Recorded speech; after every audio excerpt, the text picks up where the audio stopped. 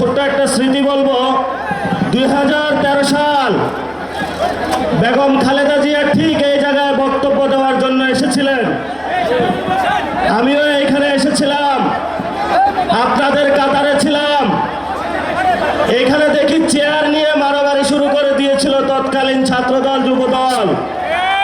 ওই সময় বুঝেছিলাম এরা হাসিনাকে ফালাইতে পারবে না। তখন আমরা ইনশাআল্লাহ পুরো বাংলাদেশে গুছানোর কাজ আরম্ভ করি।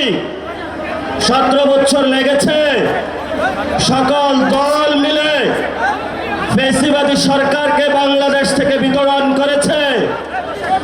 এখন আমরা শুনতে পাচ্ছি বাংলাদেশে নাকি আপা টুপ করে ঢুকে পড়বে। আমরা বাইচে থাকতে আপা আসতে পারবো?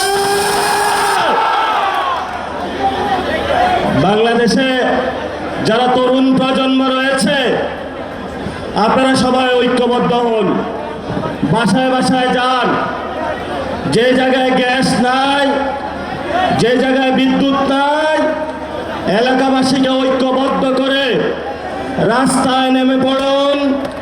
সরকার বলছে ভারত থেকে ডিজেল নিয়ে আসবে, তেল নিয়ে আসবে, ভারত আবার ইরান থেকে নিয়ে আসে।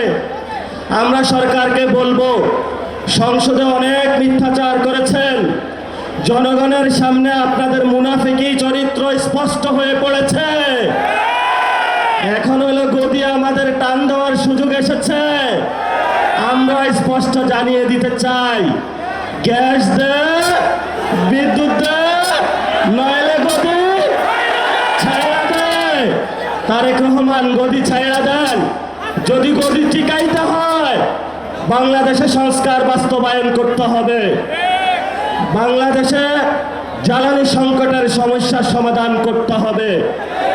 বাংলাদেশে ভারতের বিরুদ্ধে, অগ্রাসনের বিরুদ্ধে দাঁড়িয়ে চোখে চোখ রেখে বলতে হবে, মোদি তুমি যেমন প্রধানমন্ত্রী, আমরা বাংলাদেশের তারেক রহমান প্রধানমন্ত্রী। বাংলাদেশের আজাদী নিয়ে কোনো ছিনিমিনি খেলা চলবে না। শেষ কথা বলবো, এখানে শহীদ ওসমান হাদির হাজার হাজার উত্তরসূরি দাঁড়িয়ে আছে।